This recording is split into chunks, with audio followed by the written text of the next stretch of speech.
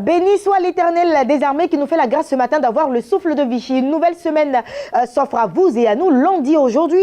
Et bien entendu, nous sommes très très heureux d'être en votre compagnie. Nous espérons, en tout cas, j'espère que vous avez bien dormi et que vous êtes bien réveillés. Je dis nous parce que je suis sur le plateau avec notre coach de chaque lundi, le révérend Jean-François Yoma. Bonjour, shalom à toi Ruth et shalom à tous les téléspectateurs. Nous sommes dans le 6e mois, le 6e mois qui se révèle comme étant le milieu de l'année, le mois du milieu, le mois central, le mois qui divise en fait l'année en deux parties, comme le Seigneur a divisé la mer Rouge en deux parties. Et je crois que si tu te positionnes bien, la traversée de ta mer Rouge sera spectaculaire. Tu auras les deux aquariums d'un côté et de l'autre. Et je sais que si tu te connectes ce matin, tu releveras les défis de Dieu et de ta circonstance pour ce mois de juin. Amen. Nous sommes dans le mois des défis. Oui, le mois des défis. Le coach Yoma, donc exactement. Il l'a dit, voilà, il faut arriver à traverser ce mois avec la victoire et il va nous aider à y arriver par la grâce de Dieu. Nous allons vous permettre de mieux vous installer avec une première plage musicale et puis nous allons revenir juste après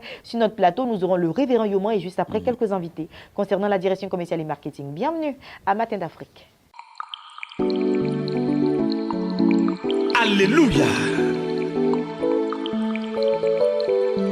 Tu nous as libérés, Jésus. J'étais malheureux dans ma vie. Jésus m'a réconforté. Il m'a donné la joie de vivre.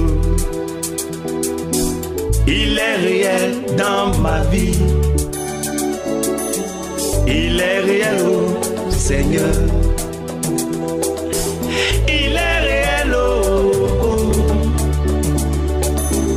Il est réel, oh. Il est réel, oh. Mon papa Jésus, oh. Il est réel, oh. El Shaddai, oh. Il est réel, oh. Mon Dieu, oh. Il est réel, oh. El Shaddai, oh. Il est réel, oh. J'étais malheureux dans ma vie. Jésus m'a réconforté, oh. Alléluia. Il m'a donné la joie de vivre. J'ai dit, il est réel dans ma vie. Il est réel, Seigneur. Il est réel, oh. Il est réel, oh. Il est réel, oh. Mon papa Jésus, oh. Il est réel, oh. Le roi des rois, oh. Il est réel, oh. Consolateur, oh. Il est réel, oh. El Shaddai, oh. Il est réel, oh. Il a essuyé mes larmes. Il m'a consolé. Il m'a pardonné. Je ne suis plus orphelin dans ma vie. Je dis, il est réel. Papa Jésus, oh. Il est réel, oh. El Shaddai, oh. Il est réel. J'ai dit qu'il est réel. Il est réel. Papa Jésus, oh. Il est réel, oh. Mon roi des rois, oh. Il est réel. Alléluia. Il est réel. Chantons à Jésus qu'il est réel, oh. Magnifions son nom, oh. Il est réel, oh. Papa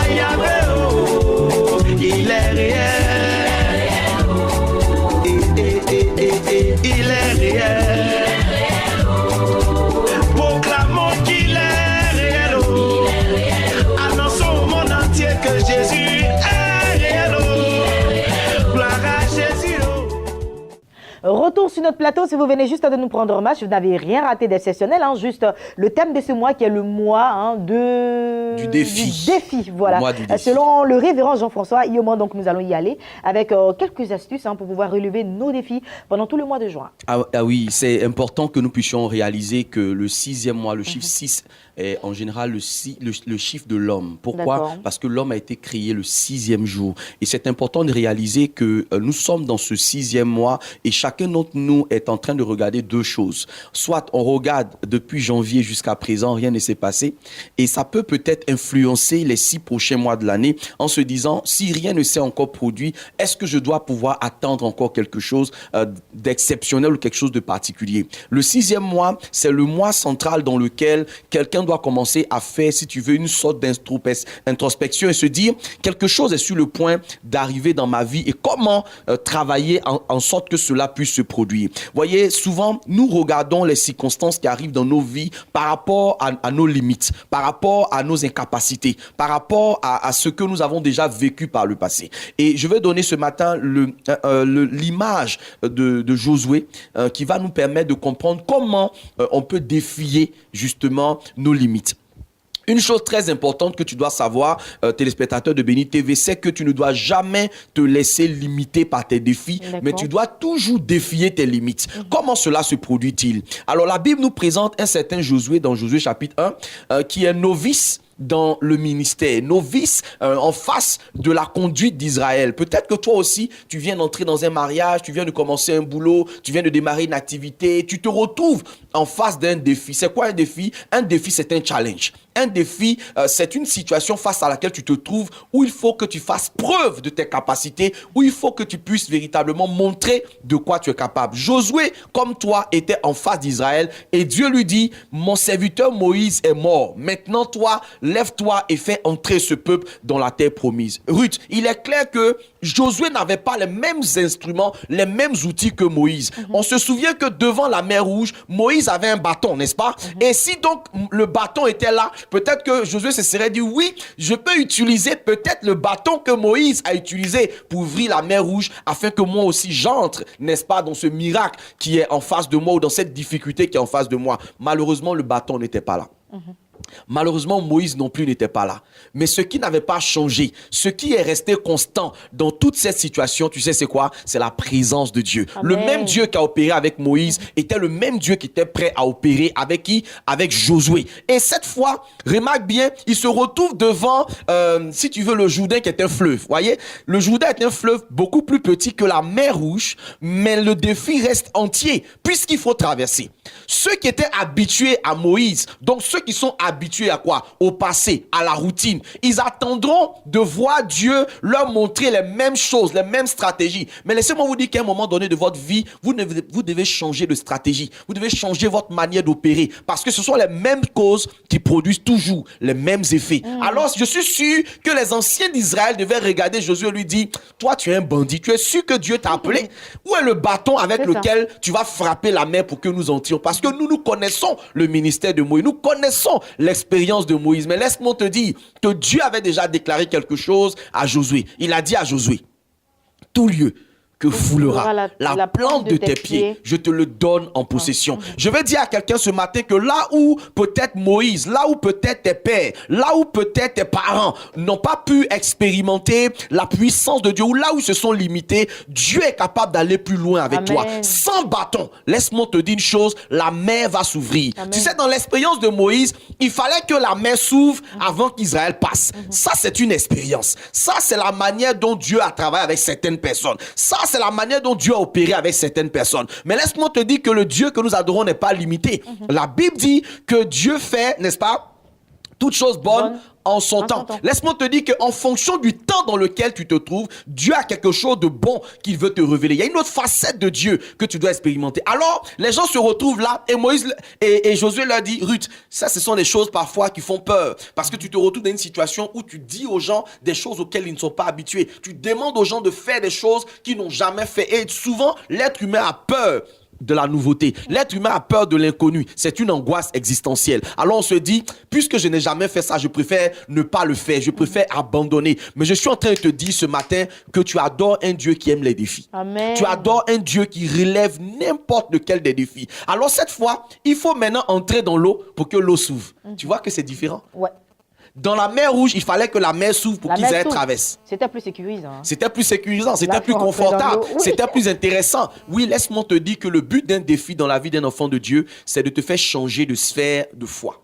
Amen. C'est de faire grandir ta foi à un certain niveau. Tu remarques les disciples, ils ont fait la multiplication de pain avec Jésus. Ils étaient confortablement assis. Ministère international de la multiplication de pain. Mais la Bible dit que Jésus les obligea à aller de l'autre côté. Et cette fois, ils devaient traverser la mer. Et voici que la mer devient houleuse. Ils n'ont pas encore eu cette expérience avec le Seigneur. Alors ils sont paniqués. Jésus marche sur les eaux et il dit, c'est un fantôme qui arrive. Laisse-moi te dire que le défi qui arrive va te donner une nouvelle révélation du Seigneur. Amen. Une nouvelle manière de le voir et de le comprendre. Ne te limite pas seulement aux choses que tu as déjà apprises. Peut-être que tu es dans un travail maintenant. Tu n'as pas eu l'occasion de faire ce qu'on te demande de faire. Ou tu te retrouves dans une nouvelle situation où on te demande de faire quelque chose que tu n'as jamais fait. Mais pourquoi tu abandonnes? Aujourd'hui, en 2017, tu ne peux pas abdiquer. Pourquoi? Parce que Dieu est capable de renouveler ton intelligence. Ne fléchis pas, n'abandonne pas, ne te décourage pas. Laisse-moi te dire une chose, c'est que quand tu es dans la génération de Josué, les défis ne sont rien par rapport au Dieu que tu as. La Bible déclare que Josué a demandé aux sacrificateurs, mettez votre pied dans le Jourdain et vous allez voir que quelque chose va se passer. Mais est-ce que tu sais que l'os le plus long du corps, c'est l'os du pied? L'os du pied est l'os le plus long. C'est-à-dire que le bâton que Dieu a utilisé pour ouvrir le Jourdain se trouvait en qui? Se trouvait en Josué, c'est-à-dire son pied. Tu sais, tu peux rechercher quelque chose à l'extérieur de toi en te disant, je n'ai pas l'argent pour commencer le commerce, mais ce n'est pas l'argent qui commence un commerce. Je n'ai peut-être pas l'expérience pour faire ce travail. C'est pas l'expérience qui fait un travail. Tu peux te dire, je n'ai peut-être pas les hommes qu'il faut pour démarrer le ministère, ou je n'ai pas les moyens qu'il faut pour c'est pas ça qui compte. Ce qui compte, c'est ce que tu as à l'intérieur de toi. La Bible dit que notre victoire qui triomphe du monde, c'est notre foi. Et ceci est très important, que tu puisses demander à Dieu ce matin, Seigneur, ouvre mes yeux afin que je vois comme toi tu vois. Parce que si toi, Dieu, tu me dis de faire cela, c'est que tu as vu quelque chose en moi qui est capable de faire ce que tu me demandes de faire. C'est pourquoi tu remarqueras que Élisée et Géasi se sont retrouvés en face des Philistins. Ce qu'Élisée voyait, Géasi ne le voyait pas. Il fallait que l'homme de Dieu prie pour que les yeux de Géasi s'ouvrent et qu'il réalise que ceux qui étaient avec eux étaient plus nombreux que ceux qui étaient contre eux. Ce matin, pendant que tu vas démarrer ta journée, laisse-moi te dire que ceux qui sont contre toi ne sont rien par rapport à celui qui est avec toi. Celui qui est avec toi, il s'appelle Yeshua Hamashia, l'homme des cas impossibles. Et il relèvera ce défi au cours de ce mois de juin et tu seras la personne que l'on acclamera parce que le Dieu que tu adores est vivant encore et il règne. Dis Amen là où tu es. Amen. Et cette parole s'accomplit dans ta vie. Amen, Au nom de Jésus. Amen. Au nom de Jésus. Amen. Nous allons concrétiser tout cela par la prière. Par la prière, par la prière. Oui, Dieu, Dieu fidèle, Dieu des défis, Dieu des grandes occasions. Nous t'invoquons en ce 6e mois pour un téléspectateur qui nous suit là, au Cameroun, là, en Guinée, au Mali, Seigneur, au Ghana, par rapport à un défi qu'il a en face de lui, se retrouve confronté à une difficulté. Comme Josué qui s'est retrouvé confronté à une difficulté. Mais je sais que tu es le Dieu qui relève, notre Dieu, tous les défis qui se présentent dans la vie de ceux qui le servent. La Bible déclare ceci, c'est qu'avec toi, nous ferons des exploits et tu écraseras la tête de nos ennemis. Je prophétise sur ton 6e mois que les défis seront relevés au nom de Jésus. Je prophétise sur ton 6e mois que tu connaîtras la grâce du renouvellement. Je prophétise sur ton 6e mois que tu connaîtras la grâce de l'accélération. Tu vivras des expériences nouvelles avec une nouvelle approche et une nouvelle stratégie. Je déclare ce matin sur ta vie et sur ta destinée que tu ne resteras pas bloqué devant cette difficulté, mais que Dieu te propulsera au-delà de tes attentes et au-delà de tes limites. Laisse-moi te dire une chose ce matin, ne te laisse pas limiter par tes défis, mais défie tes limites.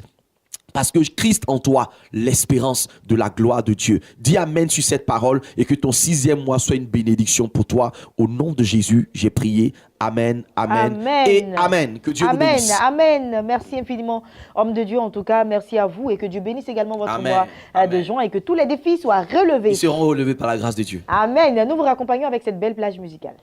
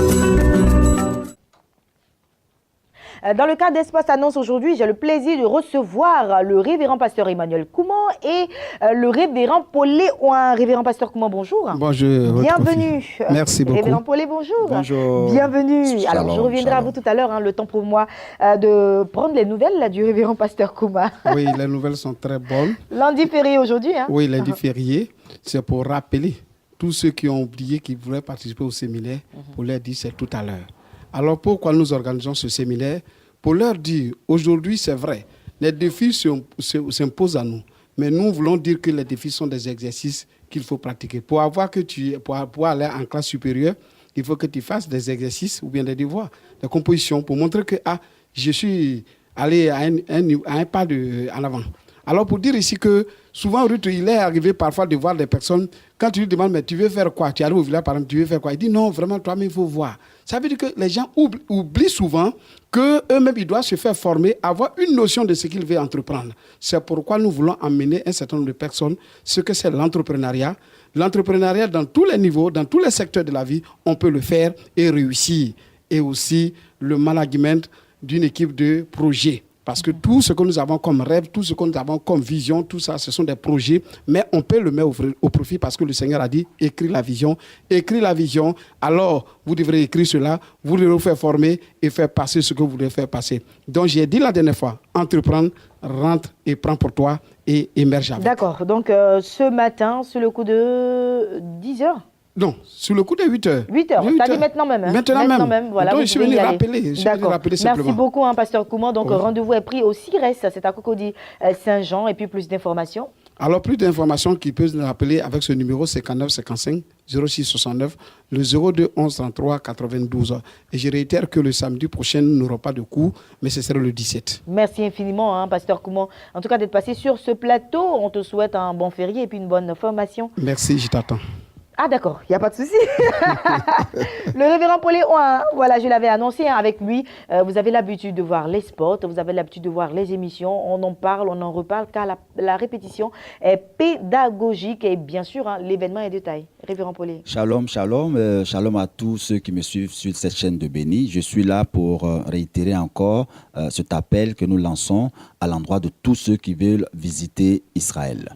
Voilà, nous organisons un grand pèlerinage spécial pour tous ceux qui veulent marcher dans les pas de Christ. Certains nous appellent pour nous féliciter, certains nous appellent pour nous encourager, certains ne comprennent pas encore trop pourquoi aller en Israël. Donc nous revenons sur le plateau pour juste permettre à ces personnes-là de comprendre et leur dire que aller en Israël, c'est important parce que Israël est la ville Israël est le pays. Je m'excuse, Israël est le pays que Dieu s'est choisi pour venir sur la terre. Dieu est descendu en Israël. Il a utilisé une enveloppe, la personne de Jésus. Et la Bible nous dit que tout ce que Jésus a fait, nous a laissé des traces, des héritages. Mais nous visiterons plusieurs sites, mais pour aujourd'hui, je vais juste m'axer sur le Jourdain. Vous voyez, le Jourdain, beaucoup parlent du Jourdain, on parle du Jourdain, mais quand Naaman devait être guéri, le prophète lui a demandé d'aller se laver dans une eau. C'était le Jourdain. Il y a eu aussi beaucoup de personnes qui ont expérimenté des miracles partant du baptême dans le Jourdain. Pourquoi? Parce que Dieu lui-même est rentré dans le Jourdain. La Bible nous dit dans Matthieu le chapitre 3, le verset 13, que Jésus alla se faire baptiser dans le Jourdain. Ce Jourdain qui a accueilli Dieu, qui a accueilli Jésus. Lorsqu'il est rentré dans ce Jourdain, le ciel, on a entendu la voix de Dieu venant du ciel. Le Saint-Esprit est descendu sur lui comme une colombe. Et c'est là qu'il a été orienté dans le désert pour être tenté.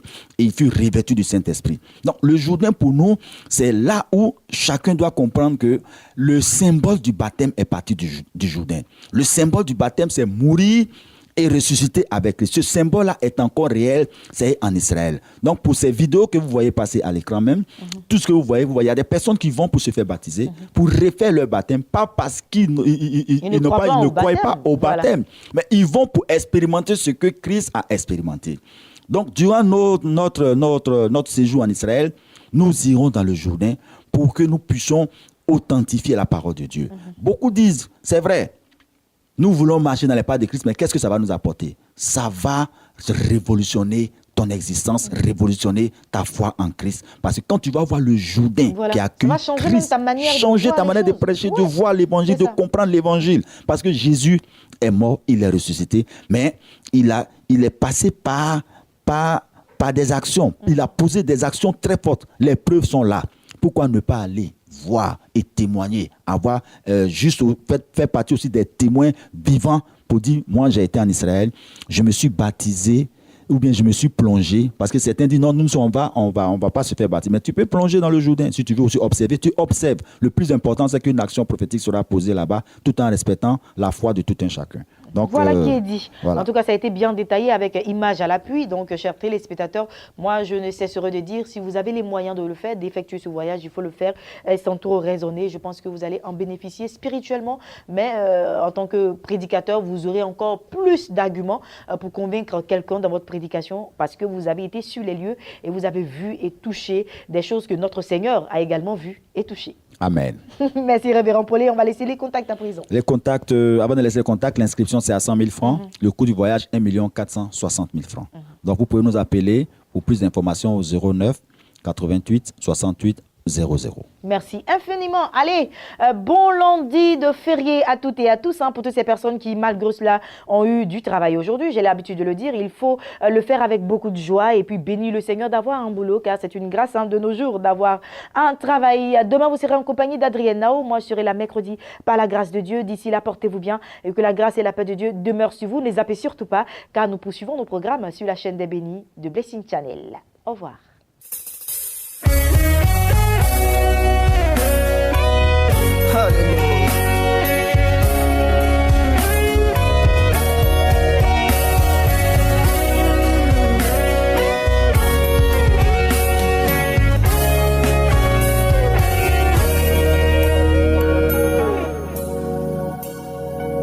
Il a dit sur ma vie que je vais avancer.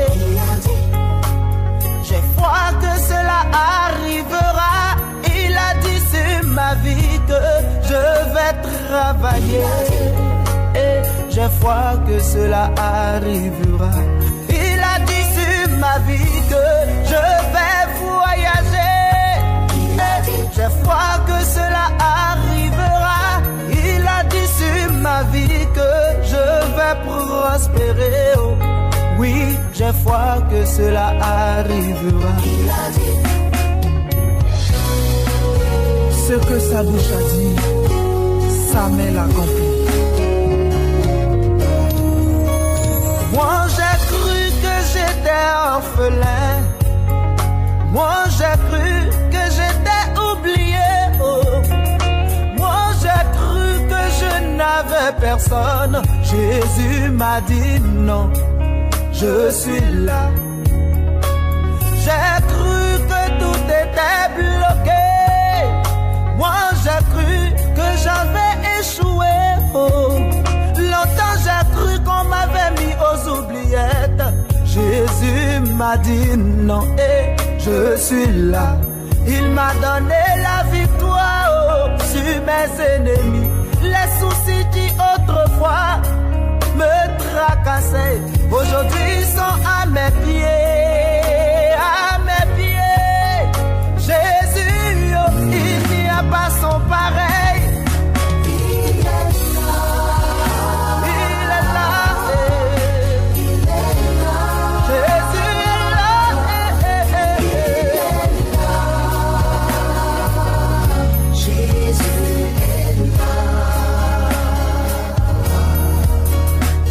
Tu as cru qu'il t'avait oublié, que le chômage n'allait jamais s'arrêter, que tu n'auras pas la guérison.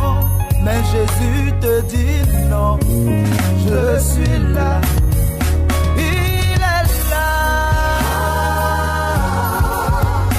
Il est là. Il n'y a pas pareil. Pourquoi te lamentes-tu encore, orphelin? Jésus est là. Sèche donc tes larmes. Il est là et il est là pour toi. Il est là. Arrête de pleurer, oh, femme stérile. Mon Jésus est là et tu vas enfanter. Alléluia.